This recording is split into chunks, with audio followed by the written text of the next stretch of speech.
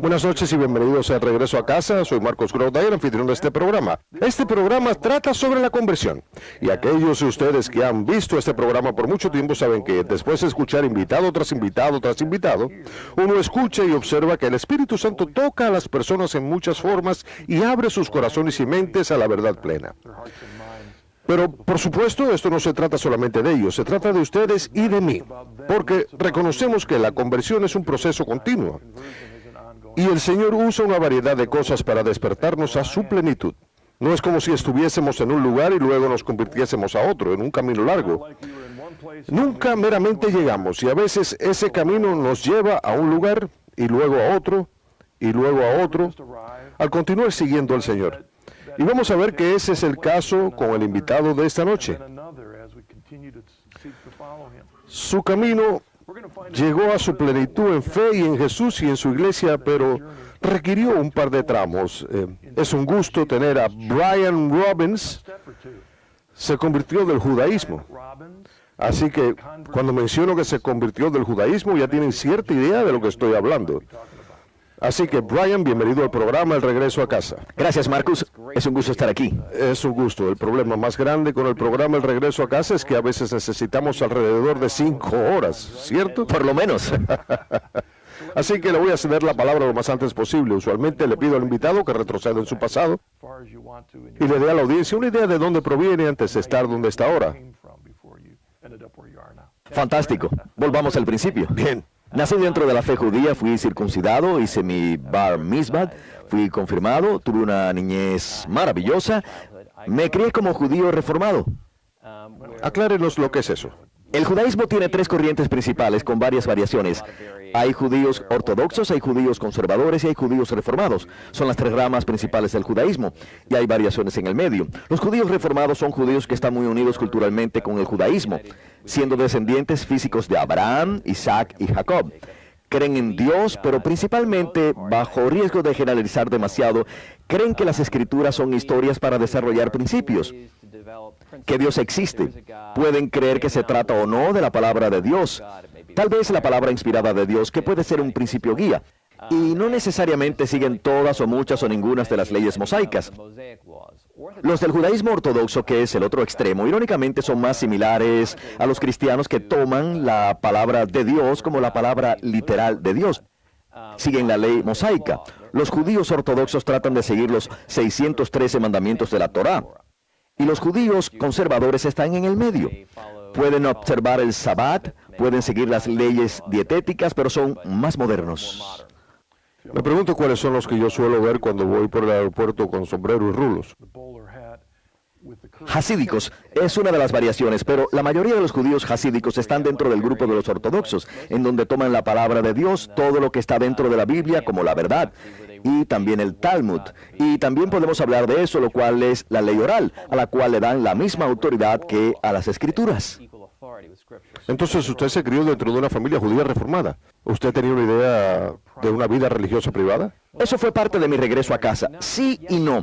Yo siempre fui una persona espiritual y yo estaba buscando conscientemente a Dios. Verdaderamente lo estaba, pero nunca lograba conectarme. Y nuevamente el judaísmo era y es muy importante para mi familia. Y solíamos ir a la sinagoga para las festividades principales. Yom Kippur, Rosh Hashanah. Solíamos celebrar un seder en casa para la fiesta de Pesach.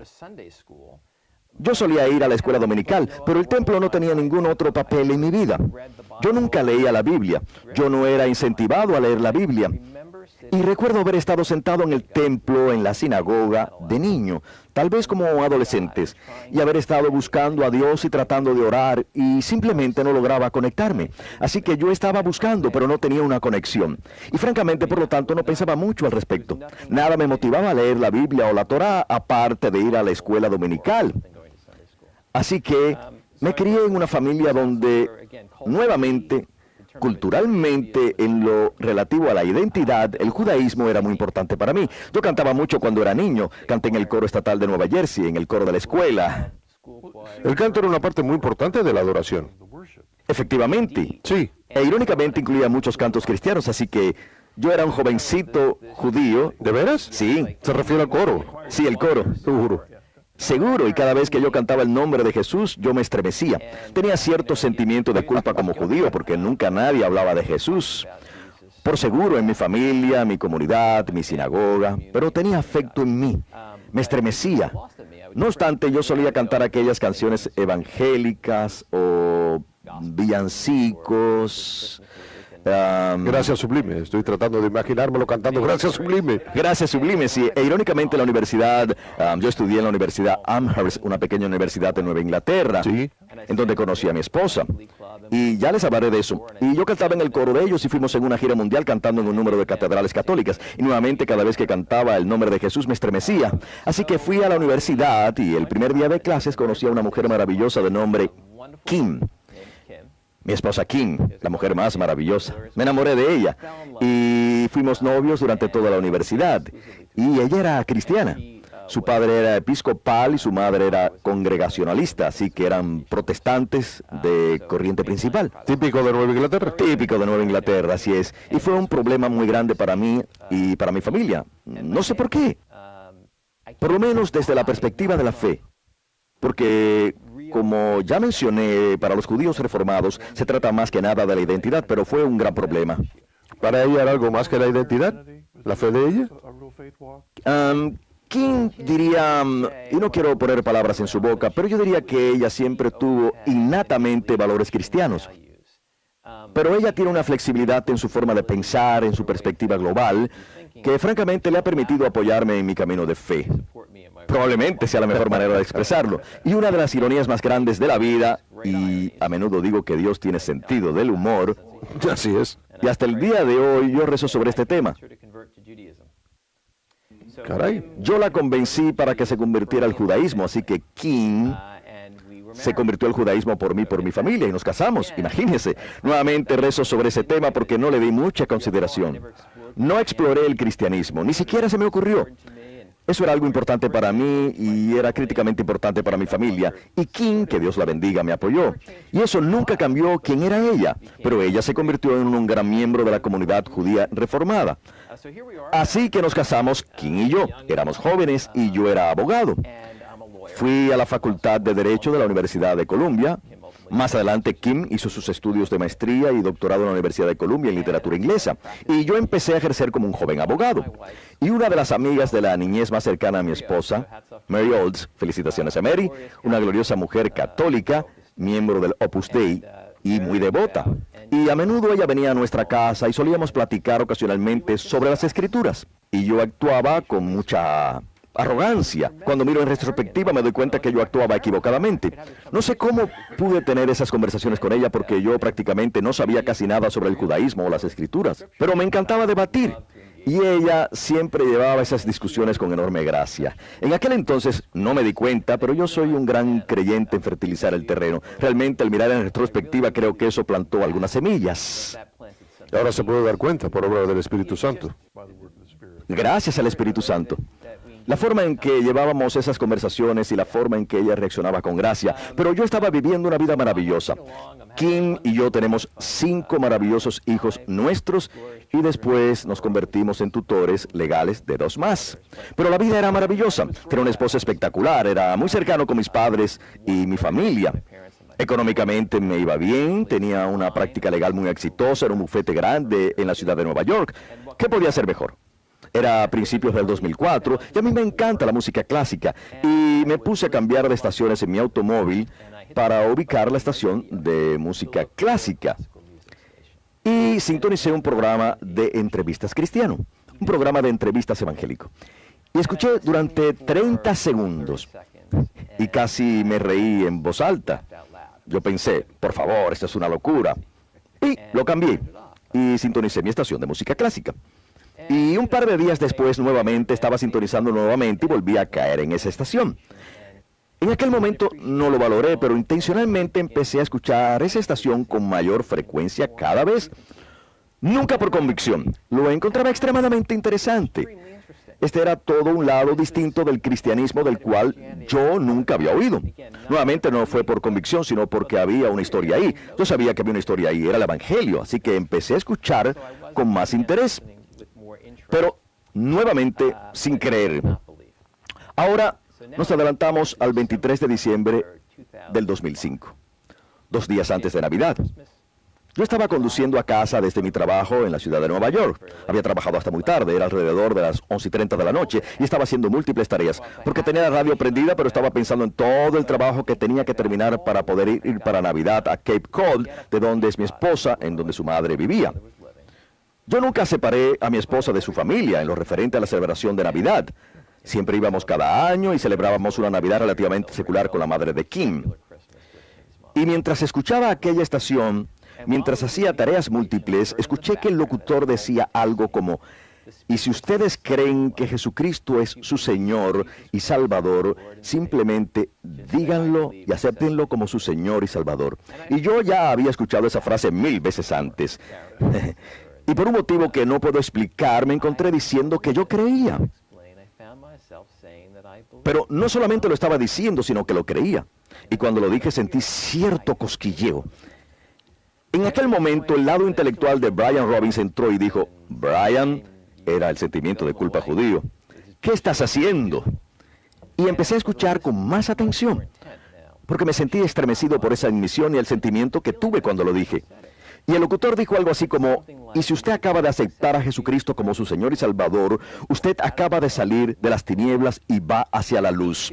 Era una profunda afirmación teológica que no entendí, porque en aquel momento de mi regreso yo todavía no entendía que Jesucristo era la luz del mundo y todo lo que significa Él para nosotros. Pero cuando el locutor dijo eso y estaba conduciendo el auto, y yo vivo en un área muy rural en Westchester, no hay postes de luz, había una luz colgada en una iglesia en la ciudad a 3 cuadras a través de varios árboles. Y captó mi mirada de forma muy poética, como si fuera una sinfonía. Y empecé a sudar frío. De veras, a sudar. Eso me afectó mucho. Llegué a casa, yo no sabía lo que eso significaba. Me sentía diferente. Verdaderamente me sentía diferente. Le conté a Kim, porque yo le cuento todo a Kim. Ella me dijo: Brian, tú eres una persona espiritual. Le dije: ¿es verdad? Ella me dijo: Brian, es época navideña, ya estás pensando en eso. Le dije: ¿es verdad?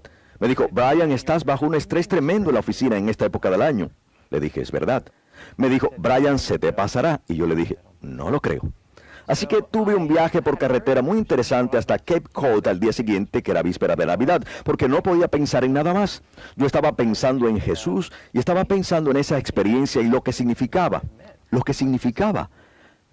Llegamos y era víspera de Navidad. Pasamos la víspera de Navidad con la madre de Kim, como siempre lo hacíamos. Llegó el día de Navidad y la madre de Kim se fue a la iglesia, como había hecho durante los 20 años previos hasta aquel entonces. Ahora tenemos más de 20 años de matrimonio. Y ella siempre iba sola, nosotros nos quedábamos en casa. Pero yo ofrecí ir. Y ella estaba contentísima pensando que simplemente estaba siendo un buen yerno. Porque ella iba sola a partir de su divorcio. Y mi esposa me miró y probablemente sabía lo que yo estaba haciendo, pero yo no tenía que ir. Tenía que ir para ver de qué se trataba esto. Así que fui con la madre de Kim al servicio en la iglesia congregacionalista en Cape Cod. Y llegó el momento de la verdad. Cuando estaba sentado ahí, llegó la hora de cantar algunos de los himnos, algunos de los cuales yo sabía y algunos de los cuales no. Y cuando llegó la hora de cantar el nombre de Jesús, yo me estremecí. Volví a sentir aquel cosquilleo. En aquel momento yo ya era un creyente. En aquel momento empezó mi recorrido intelectual. Empecé a leer de todo. Leí las escrituras hebreas, el Nuevo Testamento, el Catecismo Católico. Leí libros sobre la teología de la Reforma. Amasé una colección personal de más de 500 libros, los cuales leí todos. Leí aspectos del Talmud, leí sobre el pentecostalismo. Yo estaba tratando de aprender de todo y no sabía qué hacer con ello, porque aquella experiencia fue tan palpable y tan real al decirme sin duda alguna que Jesús, Yeshua en hebreo, era el Mesías. Pero no venía con un libro que me dijera cuál era la verdad, cuál denominación, cuál verdad. Pero yo estaba muy atraído hacia la liturgia y algo me estaba atrayendo hacia la experiencia litúrgica. Así que le hablé a Mary, la amiga de Kim. Para aquel entonces yo no le había contado a nadie, excepto a Kim, lo guardaba en privado. ¿De veras? ¿Cuánto tiempo duró eso? Entre la Navidad y el momento en que le pedí ayuda a Mary, después de haber empezado mi recorrido espiritual, como un mes. Bien. Alrededor de 30 días de intensa lectura en la noche, lectura en el día, de leer en cualquier momento libre que tenía para pensar sobre ello. Y entonces le escribí un correo electrónico a Mary. No le conté por qué. Le dije: ¿sabes? Estoy muy interesado en leer el Nuevo Testamento. ¿Me puedes recomendar alguno con comentario? Y ella me recomendó la Biblia de Navarra, la cual compré. Y me dijo, tengo un amigo que es sacerdote y vive a una cuadra. Era el padre Arnie del Opus Dei. Ella me dijo, ¿por qué no lo ves? Así que lo hice, fui a ver al padre Arnie, un hombre maravilloso. Hablamos un poquito sobre mi experiencia hasta el momento. Hablamos un poquito sobre Newman y sus experiencias.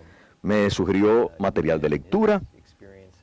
Pero me marché sabiendo que el catolicismo sería extremadamente difícil para Kim, mi esposa. Así que hice a un lado la idea del catolicismo. Y dije, ¿sabe? El padre de Kim era episcopal y los episcopales tienen una liturgia similar a la Iglesia Católica. ¿Por qué no hago la prueba? Así que fui a la computadora y busqué una iglesia episcopal cerca de mi oficina a pie.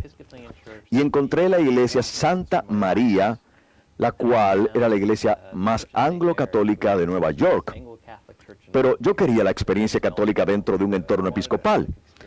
Hice una llamada telefónica y pedí hablar con un párroco e hice una cita. Yo elegí la fecha. Fue como una semana después. Y llegó el día y me estaba nervioso. Y decidí entrar a la internet y ver si estaba la biografía del sacerdote. Yo iba a verlo a las 12:30, tal vez a la 1 de la tarde. Pero vi que tenían una misa cantada los miércoles al mediodía.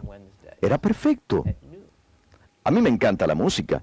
Yo iba a estar cómodo. Así que fui temprano y fui a la misa cantada. Y la misa y el sermón se trataban sobre la conversión de San Pablo. Resulta que era la festividad de la conversión de San Pablo. ¿Quién lo hubiera dicho? ¡Qué coincidencia! Así que fui y platiqué con aquel sacerdote y hablamos sobre la conversión de San Pablo. Y sin saber nada de la liturgia episcopal, yo pensaba que tal vez él hizo ese sermón para mí. Pero por supuesto era la festividad, lo cual fue una gran coincidencia. Y de hecho empecé a ir a la iglesia episcopal. Para aquel entonces yo ya les había contado a mis hijos y a Kim. No le había contado a nadie más. Y eso me estaba molestando. Y verdaderamente yo sentía que quería ser parte de una comunidad local. Así que me incorporé a una iglesia episcopal, no en mi ciudad, sino en una ciudad vecina. Todavía rezo por ellos. Y yo cantaba en el coro y Kim traía a nuestros hijos de vez en cuando para escucharme cantar. Y esa fue mi experiencia de fe. Y entonces sucedió algo maravilloso desde mi perspectiva. Mi esposa y los 5 hijos que teníamos en aquel entonces, todos eran cinturón negro en karate. Y su sensei o maestro era un cristiano vuelto a nacer. Usted fue muy valiente al hacer este cambio. Por supuesto, era mi integridad física. Ellos son maravillosos, pero todos son talentosos en las artes marciales. Y su sensei, su maestro, es un cristiano vuelto a nacer.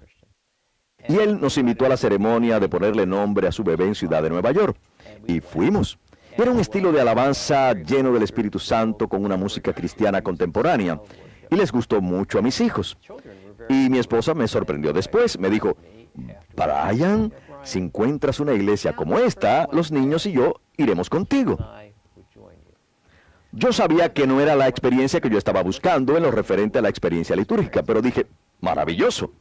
Así que busqué y encontré una iglesia pentecostal, no muy lejos de nuestra comunidad, en donde nos incorporamos. Y fue la iglesia donde fui bautizado con mi hija mayor, quien vino a la fe y se bautizó conmigo. Fue muy emotivo. Y aquello se convirtió en nuestra experiencia de fe como familia. Todo ese tiempo yo lo estaba complementando yendo a la iglesia episcopal en Ciudad de Nueva York durante la semana para recibir mi liturgia. Y continuamos de esa forma como familia durante bastante tiempo. Pero faltaba algo. Y mientras más leía, más convencido estaba. San Pablo habla acerca de la obediencia de la fe, y yo sentía que yo estaba siendo desobediente a un llamado. Yo había sido convencido por las Escrituras y por el Espíritu Santo. Fui convencido por las Escrituras cuando leía versículos como, cuando haya una disputa, llévenlo a la iglesia, un lugar de autoridad. Yo decía, ¿dónde está la autoridad? ¿Dónde está esa autoridad? Y yo tenía interés por las raíces judías de nuestra fe. Así que estudié ejemplos en el Antiguo Testamento. Dios le dio autoridad a Moisés. Cuando Miriam cuestionó esa autoridad y cuando Aarón cuestionó esa autoridad, fueron reprendidos. Cuando Coré cuestionó esa autoridad, fue reprendido. Y yo vi que ese ejemplo se repetía en las Escrituras. Cuando Jesús les dio autoridad a San Pedro y a los apóstoles, Y luego Jesús reconoce esa autoridad cuando les dice a los judíos, obedezcan a los fariseos porque ellos enseñan con la autoridad que viene de Moisés. Jesús lo reconoce, él dice, no hagan lo que hagan ellos, son hipócritas, hagan lo que dicen ellos de acuerdo a la ley de Moisés. Así que vemos ese ejemplo de autoridad. ¿Y por qué está ahí? Porque él recreó ese ejemplo de autoridad, y yo sentí que esa autoridad reposaba sobre la Iglesia Católica. Así que compartí eso con Kim, y ella me apoyó mucho. Me dijo, mira, si aquí es donde Dios te está llamando, no me siento cómoda con eso, pero te voy a apoyar. ¿Por qué no lo estudias? Así que volví donde el padre Arnie, quien había permanecido en contacto conmigo. Y me presentó a Sam Johnston, quien es un maravilloso hombre católico en la ciudad de Nueva York, un verdadero intelectual que básicamente me dio clases personales de catecumenado. Nos veíamos semanalmente y estudiábamos el catecismo y excelentes libros de teología y obras de apologética. Y hablábamos sobre ellos, y fue extraordinariamente útil para mí. Y mientras yo estaba haciendo esto, porque no quiero desviarme demasiado, en algún momento quiero hablar sobre mi relación con mi familia, porque antes que me fuera posible cruzar el Tíber, Iba a decir eso porque incluso el bautismo en sí parece ser... fue un evento enorme. Sí. Hubo un periodo durante el primer año de mi regreso en el cual no había hablado con mis padres. Yo soy muy cercano con mis padres. Yo no sabía qué hacer. Y le hablé a Kim al respecto. Y dijimos, tal vez nunca deberíamos contárselo a mis padres. Pero alrededor de un año después de mi conversión espiritual, yo estaba en mi oficina en la casa. Y no estoy embelleciendo ninguna de estas historias. Esto fue lo que sucedió. Tuve la gran sensación de que debía contárselo a mis padres. Yo no quería. Créanme. Lo último que yo quería hacer era tener esa conversación, así que fui donde Kim. Ella estaba en la cocina y le dije, Kim, tengo una preocupación, tengo que conversar contigo. Me dijo, está bien, Brian, pero yo también tengo una preocupación. Le pregunté qué era. Me dijo, ¿sabes? Tienes que contárselo a tus padres. Fue el Espíritu Santo, así que llamé a mis padres por teléfono. Ellos vivían en el pueblo vecino, en aquella época del año. Eran como las 8 de la noche. Les dije, ¿puedo pasar a tomar una taza de café? Mi madre dijo, claro, te haré un confite.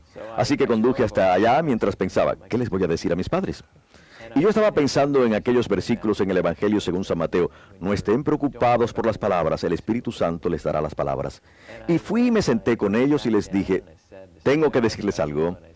Y le dije a mi madre y a mi padre, yo tengo una relación muy estrecha con ellos. Les dije, permítanme hablar, denme 40 minutos, permítanme hablar. Y me dijeron, está bien. Y les conté todo. Les conté sobre la experiencia. Les conté sobre mi experiencia de conversión con Jesús. Les conté acerca de dónde me encontraba en mi camino de fe. Al final de esa conversación, mi madre se volvió hacia mí y me dijo, como solo una madre puede, me dijo, Brian, estoy muy feliz por ti, porque has encontrado una relación con Dios. No es algo que yo comparto de la misma forma, pero soy tu madre. Ha pasado un año y no me lo habías contado. Yo te amo. Fue una maravillosa reacción de parte de mi madre. Mi padre fue igual de afable, pero más reservado. Y me dijo que le gustaría que me reuniera con un gran rabino judío para convencerme de que yo estaba equivocado. Y yo pensé que iba a traer uno de Israel, lo cual no hizo. Pero al final, para honrarlo, tuve esa conversación, la cual fue una de las experiencias más llenas de fe que he tenido. Fui a ver a aquel rabino. Era un hombre maravilloso. No voy a mencionar su nombre aquí, pero fue extraordinariamente bondadoso. Muy ducho en las escrituras del Antiguo Testamento. Era un rabino que era apologista judío. Tal vez una especie de antimisionero, pero muy amistoso con la comunidad cristiana. Y como dije, muy conocedor del Evangelio. Pasamos bastante tiempo hablando de lo usual, el cumplimiento de la profecía, lo que verdaderamente dice Isaías 53, lo que es el judaísmo rabínico versus bíblico, cuál es el papel del Talmud, todas las cosas de las que se puede conversar cuando se habla de la perspectiva cristiana versus la judía. Pero se volvió muy claro en esa conversación tan estrecha, él dijo, Brian, no voy a tratar de convencerte de nada, sería presuntuoso de parte mía. Me dijo que tenía mucho respeto por el lugar donde yo me encontraba en mi camino y cómo yo lo había discernido. Entonces le hice una pregunta personal. Le dije, espero que no le moleste, no quiero faltarle el respeto, porque él era muy amable y bondadoso. Le dije, cuando usted está a solas, como usted es tan conocedor del Nuevo Testamento y las profecías, ¿alguna vez le ha preguntado a Dios si es posible que Yeshua sea el Mesías? Y me dio una respuesta más honesta de la que yo esperaba. Hizo una pausa, la cual para mí pareció una eternidad, pero fue unos 10 segundos. Y me dijo, Brian, ¿quieres decir más que si viese una imagen al otro lado del cuarto y me preguntase si estoy viendo un unicornio? ¿Más que eso? Yo le dije, sí, más que eso. Y me dijo, bueno, entonces no. Pero fue una respuesta muy honesta, fue una respuesta reflexiva y fue edificante para mi fe, porque me di cuenta que incluso un hombre como ese, arraigado en el judaísmo, quien es intelectualmente honesto consigo mismo, dijo, soy capaz de meditar sobre eso. No estoy intentando sugerir que él creyera, pero fue una gran pregunta y fue una gran respuesta para mí. Así que yo estaba en camino hacia el catolicismo. Yo estaba siendo convencido por lo que yo llamaría obediencia a la fe por los versículos de las Escrituras. Y entonces empecé a sentir hambre por la Eucaristía. Era verdaderamente difícil de explicar. Simplemente quería mucho la Eucaristía. Y la primera vez que sentí resentimiento hacia la Iglesia Católica fue acerca de la comunión cerrada, cuando recién empezó a interesarme. Realmente llegué a valorarla. Y llegué a creer en la comunión espiritual. Antes de ser confirmado en la iglesia, yo solía ir a la adoración y trataba de participar en la comunión espiritualmente. Pero también empecé a estudiarlas, a leer los escritos de los primeros padres de la iglesia, lo que creían los primeros cristianos, y luego regresé a las raíces del judaísmo. ¿Saben? El evento más grande e importante del judaísmo es la redención de Egipto, la redención de la esclavitud, y eso fue un éxodo, y ellos fueron alimentados con pan verdadero. El maná del cielo era verdadero, no simbólico. Era pan verdadero, esencia de vida, tan real que Dios les mandó poner un pedazo de maná en el arca de la alianza para que recordaran que es real para siempre.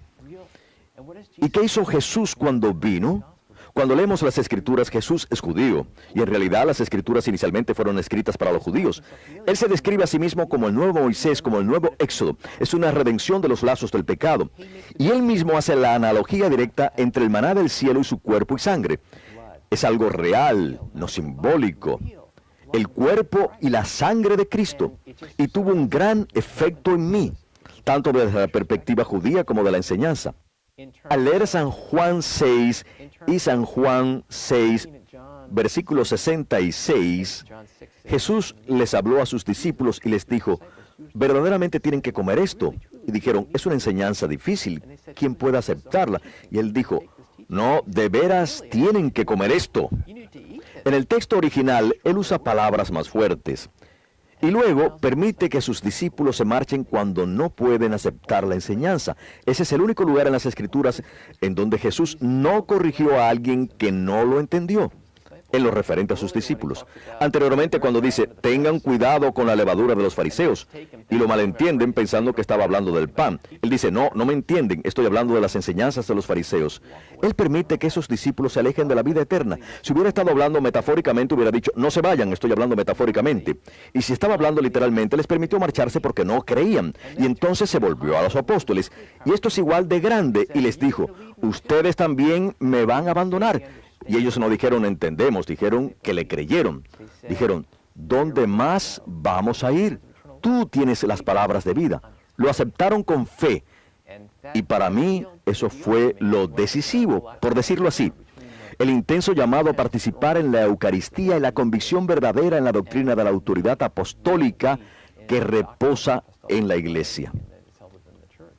Me sentí atraído. Así que estudié el catecismo, estudié con Sam, y después Kim me acompañó con los niños. Fuimos a Washington, a una iglesia en la capital, y fue una experiencia muy grande, la cual sigue conmigo. Y hasta el día de hoy estoy muy agradecido por ello. ¿Por qué no hacemos una pausa aquí? Sí. Bien, es un buen momento para hacer una pausa. Cuando regresemos hablaremos sobre algunos de los detalles y otros temas. Creo que en particular una de las preguntas que tengo en mente es, volverse católico probablemente haya sido un redescubrimiento y una revalorización de sus raíces judías, haciendo que todo tenga sentido, tal vez en una forma que muchos de nosotros en la iglesia, e incluso los conversos protestantes a la iglesia, no nos percatamos por completo de cuán judía es nuestra fe. Hablaremos eso cuando regresemos. Fantástico. Nos vemos en breve. Welcome back to the journey home. Bienvenidos nuevamente al regreso a casa. El invitado de esta noche es Brian Robbins, converso del judaísmo. Brian, muchas gracias. Es difícil resumir la forma en que el Señor ha abierto nuestros corazones y mentes para llevarnos hacia Él. Tengo un par de preguntas específicas para usted, pero antes de eso, usted entró a la iglesia en Washington, D.C. Cuéntenos sobre ese evento. Fue una experiencia increíble. Fui recibido en la iglesia en Washington. Mi esposa Kim y mis hijos fueron solo como observadores y me ofrecieron mucho apoyo durante esa experiencia. Y francamente lo usé como una oportunidad para hablar con mis hijos acerca de mi fe y lo que significaba para mí. Desde aquel entonces, después de haber entrado a la iglesia y de haber tenido esa experiencia y aumentar mi fe, mi hijo menor, Stuart, quien ahora tiene 13 años, ha entrado a la iglesia, lo cual me causó gran satisfacción y alegría. Y después de eso, nos hemos convertido en los tutores legales de 2 niños católicos, así que ahora tenemos 7 niños en nuestra familia. Así que somos muy eclécticos en lo referente a nuestra fe en casa, con diferentes personas en diferentes etapas de su caminar con Dios. Pero ha sido una verdadera bendición para la familia.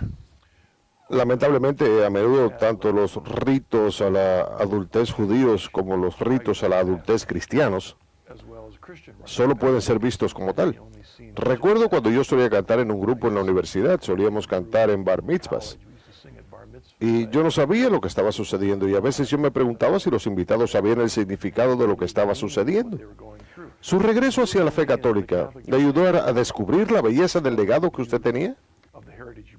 Verdaderamente así fue. Me alegra que me pregunte eso. Como les dije a mis padres, sinceramente creo que me convertí en un mejor judío al volverme cristiano. Lo que quiero decir con esto es, quiero explicar eso. Jesús fue judío, María fue judía, José fue judío. Los 12 apóstoles eran judíos. Cada autor de cada libro de las Escrituras, excepto San Lucas en los Hechos de los Apóstoles, eran judíos. Y no digo esto porque los judíos sean mejores o diferentes, pero hay que reconocer las raíces de la fe. ¿Sí? Y el lente a través del cual la audiencia original de las Escrituras las estaban leyendo. El cristianismo, en su esencia, es judío. En la carta a los romanos, San Pablo dice que los gentiles son injertados a las promesas de Israel. No fue que Israel fuera insertada a las promesas de la nueva alianza. La nueva alianza es el vino nuevo en los odres nuevos en lugar de los odres viejos.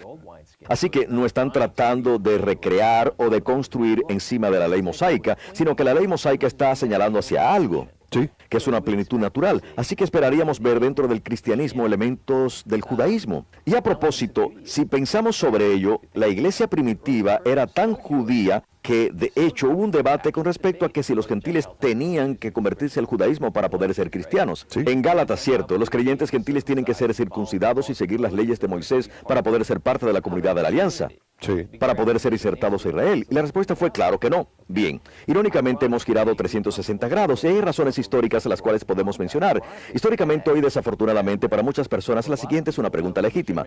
Si un judío se convierte al cristianismo, ¿debe dejar de ser judío para poder ser cristiano? ¿Ven cómo hemos dado una vuelta de 360 grados? Y la respuesta a la pregunta es no, aunque hubo un periodo en el que creo que como reacción ante la judaización durante los primeros años de la iglesia, hubo una divergencia intencional en la práctica entre la observación ceremonial judía y el cristianismo. Sí. Pero las raíces judías de la fe, las cuales empecé a explorar en serio cuando me volví creyente, son extraordinarias. Y si está bien, deseo hablar un poquito sobre Jesús y el calendario judío, porque es muy interesante. Exactamente, me gustaría que hablara sobre eso, porque yo soy converso al catolicismo, del protestantismo, e incluso yo pienso que en mi propia procedencia nunca valoré la continuidad. Siempre decíamos que las profecías del Antiguo Testamento se habían cumplido en Jesús, en lugar de aclararles que nos referíamos a las profecías judías. ¿Cierto? Y es lo mismo, pero no lo entendíamos plenamente porque siempre estábamos mirando hacia atrás, entendiéndolo desde nuestra perspectiva, en lugar de mirar a partir de la otra perspectiva hacia Jesús. Exactamente. En lugar de verlo como el cumplimiento de todo lo que ellos habían estado esperando. Ese es el contexto dentro del cual tenemos que entenderlo a él y a nuestra fe católica. Exactamente. Es una transición perfecta para lo siguiente. Si volvemos a las escrituras hebreas, Dios le dijo a Israel, les dijo a los judíos que el primer mes del año debía ser el año que ahora llamamos Nisan, el cual es el mes en el que ocurre la Pascua. ¿Y por qué les dijo esto? Porque como ya he indicado, el éxodo de Egipto, la redención de la esclavitud, fue el evento histórico más importante en el judaísmo. Estaba supuesto a ser el primer día del mes. Era así de importante. Y en el mes de Nisan, la festividad de Pesach, en el 10º día del mes, uno estaba supuesto a sacrificar un cordero sin mancha, estaba supuesto a inspeccionarlo para asegurarse que no tuviera mancha, y en el 14º día de Nisan, uno estaba supuesto a matar el cordero y consumir el sacrificio entero. Y la razón de esto es como conmemoración del Éxodo, cuando mataron un cordero y pintaron el dintel de las casas con su sangre para evitar que el ángel de la muerte entrara a los hogares judíos. Entonces, ¿qué sucedió con Jesús? Jesús vino a Jerusalén. Si hacen los cálculos, verán que fue el 10º día de Nisan. Poncio Pilatos declara que no tiene culpa, que no tiene mancha. Es crucificado en el 14º día de Nisan y consumimos el sacrificio en la Eucaristía. Los paralelos no hubieran pasado desapercibidos entre una audiencia judía, pero demasiado a menudo pasan desapercibidos hoy. Pero aún hay más. ¿Qué es lo que sigue en el calendario judío? Se llama el Festival de las Primicias. Es el primer día después del primer Sabbat de Pascua. Bien, ¿qué es? Es una ofrenda de grano al Señor, la cual, si es aceptable, el resto de las ofrendas también serán aceptables. Bien, Jesús fue crucificado un viernes. Ese era el Sabbat de la Pascua, de viernes a sábado. La festividad de las primicias fue domingo. Él resucitó el domingo, el día de las primicias. Y de hecho, en las Escrituras, su resurrección es descrita como la primicia, indicando la resurrección que tendremos el resto de nosotros en el futuro. Así que, nuevamente, vemos la forma en que en su vida, muerte y resurrección, la forma en que Jesús está siguiendo el calendario judío. Pero hay más. La siguiente festividad judía es Shavuot, 50 días después de la Pascua. Es una conmemoración de la bajada de Moisés de la montaña con los 10 mandamientos, la ley escrita por los dedos de Dios en piedra. Bien, cuando leemos la historia de cuando Moisés entrega la ley, los 10 mandamientos, recordamos el becerro de oro. La mayoría de la gente se olvida cuando estudia las Escrituras. Él bajó 2 veces. Él bajó con los 10 mandamientos y rompió las primeras tablas porque los judíos habían estado adorando al ídolo, al becerro, como resultado de lo cual Moisés dijo, ¿quién está conmigo? Y los levitas levantaron la mano y dijo, quiero que maten. Esto fue terrible. A sus hermanos y hermanas que participaron en esta terrible idolatría, y se dice que 3,000 personas perdieron la vida. Ahora miremos el calendario cristiano. El Pentecostés es el mismo día de Shavuot. ¿Y qué sucede en el Pentecostés? La ley está escrita en nuestros corazones, en lugar de estar escrita por el dedo de Dios sobre la piedra. Es la nueva alianza. Jeremías 31, versículo 31, habla del día en que se dará una nueva alianza, la cual es diferente a la ley de Moisés. La ley quedará escrita en nuestros corazones. Ahí está, en el mismo día. ¿Y saben lo que dice? 3,000 personas aceptaron la fe aquel día. El paralelo es inequívoco. No puede ser coincidencia. Y nuevamente, esto proviene de una perspectiva judía, mostrando que esta es el cumplimiento más grande de las cosas que han sucedido en el pasado. Pero lo mejor aún está por venir, porque de forma muy interesante, en el calendario judío hay un gran intervalo. Esas cosas suceden en rápida sucesión, y luego hay un intervalo muy grande hasta que llegamos al Festival del Otoño, el cual es Rosh Hashanah, seguido por Yom Kippur, seguido por la fiesta de Tabernáculos. Hoy en día, Rosh Hashanah es conocido como el Año Nuevo Judío. Todo el mundo dice Feliz Año Nuevo, pero en las Escrituras se le conoce como la solemnidad de las trompetas. Y una de las razones por las que se le conoce como el Año Nuevo Judío, a pesar que es en el 7º mes del año, los judíos tienen un calendario distinto, es el 7º mes en lo referente a solemnidades, porque Dios dijo que el primer mes sería Nisan, como dije al comienzo. Es el primer mes para propósitos de su calendario secular. Es porque durante el exilio babilónico ese era el mes del Año Nuevo Babilónico, el Año Nuevo Judío. En realidad es la solemnidad de las trompetas, lo cual es algo muy mesiánico. El Talmud dice que las trompetas son una señal de la venida del Mesías. Así que yo miraría eso y diría, eso señala hacia la segunda venida de Cristo. Jesús le habló al liderazgo de Israel cuando estaba a punto de ser crucificado y dijo, ustedes no volverán a verme hasta que ustedes, los líderes de Israel, digan, bendito es el que viene en nombre del Señor. Bien, esto disipa toda la teología de la alianza. No volverán a verme hasta que ustedes digan, bendito es el que viene en el nombre del Señor. Rosh Hashanah es una anticipación del tocar de las trompetas. ¿Qué sucede durante Rosh Hashanah? Da inicio a un periodo de 10 días de ley, un periodo de reflexión profunda, de orar por el perdón de los pecados. Eso es lo que los judíos hacen hoy, en preparación para Yom Kippur, que es el día de la expiación. Y creo que desde una perspectiva escatológica, eso anticipa el día que las trompetas serán tocadas. Jesús ha de regresar. La nación judía como conjunto llega a reconocer y a llorar por aquel que fue atravesado. Según la profecía de Zacarías, clamarán el nombre del Señor, los pecados serán perdonados, lo cual será el cumplimiento en el calendario judío del día de la expiación. Y después en la fiesta de tabernáculos, es interesante, en las escrituras hebreas se describe como el final de los tiempos, un día en el que el judío y el gentil juntos adorarán al Señor. Y ese será el día cuando finalmente el judío y el gentil estarán unidos en Cristo. Se lo volverán Hat en Cristo. Hat significa uno. Finalmente unidos en Cristo. Y todo esto de hacer cumplir la profecía mayor de la reunión de las 10 tribus perdidas de Israel, porque Israel era 12 tribus. Y cuando decimos judaísmo o judíos hoy en día, en realidad estamos hablando de Judá. Esa es una de las 12 tribus. Las 10 tribus del norte se separaron después que el hijo de Salomón fuera un mal rey y fueron conquistadas por los asirios y desaparecieron entre las naciones gentiles y han estado perdidas. Las 2 tribus del sur, Judá y Benjamín, fueron conquistadas por los babilonios. El exilio en Babilonia, como leemos en el libro de Daniel, pero ese exilio solo duró 50 años y fueron restauradas. Y esos son los judíos del presente. Dios prometió que reuniría a las 12 tribus y nadie sabe cómo. Pero ese es el gran misterio. Nosotros no podemos resolverlo. San Pablo dijo en la carta a los romanos, después de la caída, cuando los gentiles vengan, todo Israel será salvado. ¿Cómo serán recuperadas las 10 tribus perdidas de Israel? Al predicar el Evangelio al mundo. Y junto con las naciones gentiles vendrán todas. Vendrán todas. Creyentes gentiles, creyentes judíos, así uno haya sabido si es descendiente de Abraham, Isaac y Jacob o no. Toda esa distinción. Y finalmente, todos seremos uno en Cristo. Sí. Así que para mí el cristianismo es el cumplimiento, la realización, la progresión natural. Es la nueva alianza expresamente preordenada en Jeremías cuando decían que iba a haber una nueva alianza. Habiendo venido a la Iglesia Católica desde una procedencia protestante, a menudo pensamos, bueno, ¿cuál es el gran misterio del cual habla San Pablo en la carta a los Efesios? Y siempre decimos, bueno, el misterio es que a pesar que yo era pecador, Cristo murió y me amó y murió por mí y me dio la vida nueva en él. Pero el contexto de cuál es el gran misterio en Efesios, eso es de lo que usted habla. Ese es el gran misterio. Que no es solamente para un grupo, sino para todos. Y que todos somos parte de la gracia salvífica de Jesucristo. Ese es el gran misterio.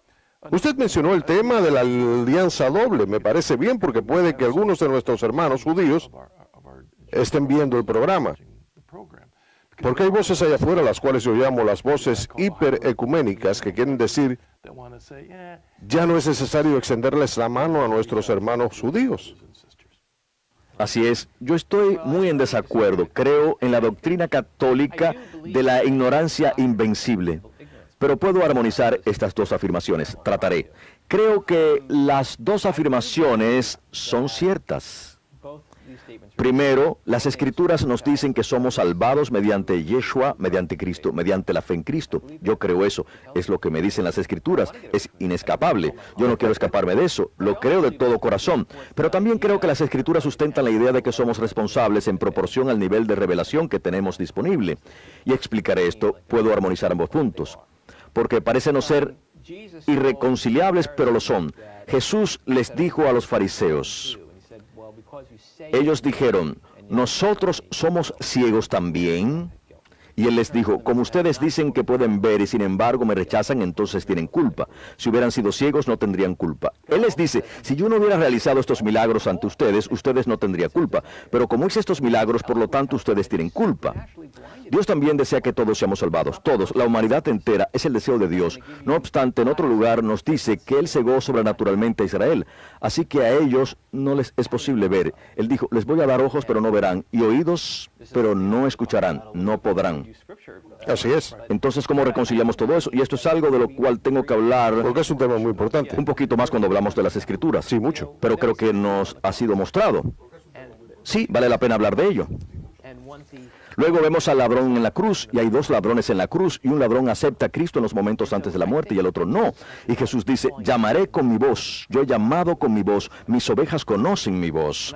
Y yo creo que nuestra tarea es predicar el Evangelio ante el mundo. Es un mandamiento. Jesús dijo, si me aman, seguirán mis mandamientos. Y uno de los mandamientos fue predicar el Evangelio ante el mundo, fertilizar la tierra. Nosotros no podemos, usted, yo, nadie puede obligar a alguien o convencer a alguien de algo, pero podemos fertilizar la tierra. Sí. como nos dice el Evangelio, para que algún día esa semilla dé buen fruto. Y esa es nuestra tarea. Pero creo que es posible. Creo que un Israel no creyente no va a ser salvado meramente a través de una alianza aparte. Creo que va a ser salvado mediante la fe en Cristo. La pregunta es ¿cuándo? Algunos más antes en la vida, otros más adelante en la vida, otros en el momento entre la vida y la muerte, pero no es una alianza aparte. Bueno, observemos el modelo de los primeros apóstoles, los primeros conversos, por llamarlos así, al cristianismo. Eran judíos y ahora eran judíos realizados y salvados a través del Mesías. Ellos no retrocedieron y ellos no dejaron solas a sus familias judías. Y uno tampoco se puede juzgar a alguien de dos formas, a ver si usted está de acuerdo con esto. Yo no puedo decidir dónde vayan a ir ellos porque no están dentro de la iglesia. Esa no es mi tarea, ni tampoco puedo ir al otro extremo ni tener algún tipo de presunción de que ellos están bien donde se encuentran. No es mi tarea. Tengo una sola tarea: contarles sobre Yeshua. Así es. Y su iglesia es todo. Estoy de acuerdo de todo corazón y estoy de acuerdo en que eso fue lo que hicieron los apóstoles. Ellos iban a la sinagoga bajo riesgo de ser flagelados, iban a predicar el Evangelio. Y de la misma forma hay muchas formas de predicar el Evangelio. San Francisco de Asís dice, siempre prediquen el Evangelio y de ser necesario usen palabras. En algunos casos... sembrar las semillas, ¿a eso se refiere usted? Sí. Tiene que empezar aquí. El amor que tenemos por el prójimo debe ser la herramienta evangelizadora principal. Ese amor por ellos y la aceptación de ellos. Sí, y creo que Dios nos llama a todos en diferentes momentos y de diferentes formas. Pero creo que Dios nos llama a todos. Jesús dijo, nadie puede venir a mí a menos que sea llamado por el Padre. Aquí es donde entramos a un debate calvinista. Sí. Pero creo que Dios nos llama a todos. Tenemos que cooperar con el Espíritu Santo. Pero Él nos llama a todos en diferentes momentos y nos usa a todos como instrumentos para sus propósitos, incluso a los no creyentes. Y nuevamente, así estemos hablando de no creyentes, judíos o no creyentes, musulmanes o budistas o ateos o lo que sea, en realidad es la misma dinámica. Nuestro papel es ser mejores ejemplos que lo que a menudo somos, ser mejores ejemplos de vivir una vida en imitación de Cristo, pero compartir el Evangelio. Y para algunas personas es más efectivo involucrarse con las Escrituras y tener ese tipo de conversación. Y para algunas no da tanto fruto o no es tan productivo. La evangelización relacional, si puedo usar esa palabra, es la clave para verdaderamente llegar a conocer a la persona. Y cuando yo estaba escuchando como usted describía la forma en que el Espíritu Santo usó esa transmisión de radio para tocarlo a usted, yo estaba pensando que eso es un cumplimiento de lo que decía San Agustín. Mi corazón no tiene descanso hasta que encuentra su descanso en ti. Dios está llamando a todos a que regresen. Efectivamente, sus corazones no tienen descanso y a menudo tratan de encontrar descanso en muchos otros lugares. Quiero asegurarme de tener tiempo. María. Sí. ¿Ella fue un obstáculo para usted o fue un atractivo? Es interesante. Inicialmente fue un obstáculo para mí, pero al final, y yo hablo de esto en mi testimonio, se convirtió en gran parte de mi conversión de fe. Inicialmente fue un obstáculo, intelectualmente hablando, desde una perspectiva judía, hasta que estudié un poquito más. Pero francamente, en la etapa en la que yo estaba dentro del entorno evangélico, fue durante un verano. Yo tenía una hija que estaba pasando por una enfermedad y yo viajaba a menudo de mi casa a Cape Cod hasta Boston y empecé a rezar el rosario en el camino. Simplemente empecé a rezar el rosario y se convirtió en un ancla para mí. Fue muy reconfortante para mí. Y eso me llevó a estudiar más a fondo las ideas sobre María. Y después, como sucede a menudo, tuve una revelación. Espero que esto no sea algo escandaloso, pero María, Madre de Dios, inmediatamente cobró sentido para mí. Ella es la madre de Jesús, por lo tanto es la madre de Dios. Y ciertamente en la cruz, cuando Jesús le dice a Juan, he ahí a tu madre. En el libro del Apocalipsis claramente dice que ella es la madre de todos sus hijos. Pero la reina madre, la coronación fue un problema para mí, hasta que me di cuenta que no solamente... por ejemplo, la madre del rey Salomón, Betsabé, se sentaba en un trono y la gente le hacía peticiones a ella para que le pidiera al rey. Pero entonces empecé a pensar en María como representación de Israel. Y cuando uno lee las escrituras hebreas, Israel es la prometida de Dios. Esto es interesante. Israel es la prometida de Dios. No obstante, Jesús es el prometido de la iglesia. ¿Son dos cosas distintas o qué son? Cuando uno lo piensa, María es la nueva arca de la alianza. Fue consagrada para el uso de Dios y fue a través del Espíritu Santo que sucedió la consumación de crear a Jesús. ¿Cumple María un papel doble? Claro, es la madre de Jesús, lo es, pero de algunas formas también es la esposa. Así como Israel es la prometida de Dios, ella a la vez es la esposa de Dios. Sí. Porque Él la consagró a ella y por lo tanto es la reina madre, porque es la madre de Jesús y también por su relación con el Espíritu Santo. Y es representativa de Israel. Y me fue posible aceptar eso, así que tengo una relación muy estrecha con María. El rosario es parte de mi oración diaria. Es un ancla para mí. ¿Hubo alguna otra barrera en particular? La historia de la forma en que nosotros los cristianos hemos tratado a los judíos, ¿fue eso una barrera para usted? Sí, fue una barrera muy significativa para mí y de hecho se han escrito muchos libros, en especial dentro de las comunidades judías mesiánicas. Una de las dificultades con el catolicismo y por qué suelen acertar más la perspectiva evangélica es la historia de la iglesia. Y no hay respuestas fáciles aparte de decir que nuevamente creo que todo en las Escrituras está ahí para un propósito. Cada una de las historias. ¿Por qué está ahí la historia de Judas? Bien, porque fue necesario. Irónicamente, Judas está ahí para acrecentar nuestra fe. Judas está ahí para mostrar la historia de que incluso en una iglesia joven, donde la fe de la gente es débil, como un apóstol que caminó con Jesús pudo traicionarlo. Y la historia dice que en lugar de llevar a una disolución de la iglesia, los apóstoles se quedaron con Cristo. Los reemplazaron. Y la gente mantuvo la fe. Así que había cizaña creciendo con el trigo, pero creo que la gente distorsionó la verdad por intereses humanos, y eso llevó a persecuciones terribles de los judíos. Sí. Y probablemente Satanás haya sido parte de ello. Cada vez que leemos la historia siempre debemos recordar que si no fuera por la gracia de Dios, uno mismo podría ser así. Claro que sí. Pío XII fue un gran héroe por lo que hizo por el pueblo judío durante la guerra, pero ha sido atacado desde todos sus ángulos. Pero por la gracia de Dios, tenemos que mirar a nuestros héroes. Sí, ni por un momento creo que la Iglesia Católica esté compuesta por personas perfectas. Creo que está compuesta por personas imperfectas y pecadoras. De eso está compuesto el mundo. Y por eso necesitamos la gracia y los sacramentos aún más. Son las enseñanzas de la verdad y la doctrina de la Iglesia a las que me suscribo y trato de seguirlas. Pero reconozco que dentro del cuerpo de Cristo va a haber...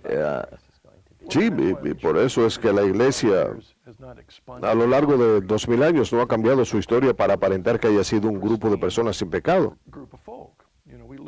Aprendemos de nuestros fracasos mutuos. En el minuto que nos queda, díganos, que haya hermanos judíos viéndonos. Estoy pensando en la pregunta que usted le hizo a aquel rabino. Sí. ¿Qué les diría a las personas que nos están viendo? Que si colocan a Dios en el primer lugar en sus vidas, Él les concederá lo que sus corazones deseen. Hagan eso. Si colocan a Dios en el primer lugar en sus vidas, en el momento que Dios decida, Él los encontrará a ustedes y ustedes lo encontrarán a Él. Y con una mente abierta y un corazón abierto, busquen a Dios. Yo estaba pensando que la tradición católica de oración está vinculada directamente con la oración judía. ¿Usted encontró eso? Sí, parte de la liturgia católica, la misa es muy judía, bíblicamente hablando. Puede que haya perdido algo de eso en el judaísmo rabínico de hoy en día, porque hay diferentes variantes, pero incluso la estructura del canto de los salmos es un recordatorio de un servicio judío contemporáneo. El concepto de la misa es litúrgico. Es otra cosa más, sé que se nos acaba el tiempo, pero la liturgia... Sí. El judaísmo bíblico rabínico es litúrgico. El Apocalipsis nos cuenta que en el cielo es litúrgico. ¿Estamos opuestos a tener un intervalo donde no haya liturgia? ¿O continuamos con la experiencia litúrgica? Nuevamente, es otra razón más por la que me sentí potenciado por la liturgia católica. Bueno, lamentablemente hay esa desconexión dentro del cristianismo, las divisiones dentro del cristianismo. Hay una desconexión del pasado. Prefieren empezar algo nuevo en lugar de ver la hermosa continuidad entre lo antiguo y lo nuevo. Tendremos que imitarlo nuevamente, Brian. Me encantaría. Porque creo que estos temas no solamente son interesantes, sino que nos ayudan a valorar la belleza de esta fe que hemos recibido. Así que muchas gracias, Brian. Muchas gracias a ustedes. Muchas gracias y que Dios os bendiga a usted y a su familia. Y a usted también. Y gracias a ustedes por habernos acompañado en el regreso a casa. Espero que les haya servido de aliento para su fe. Que Dios os bendiga y nos vemos la semana próxima.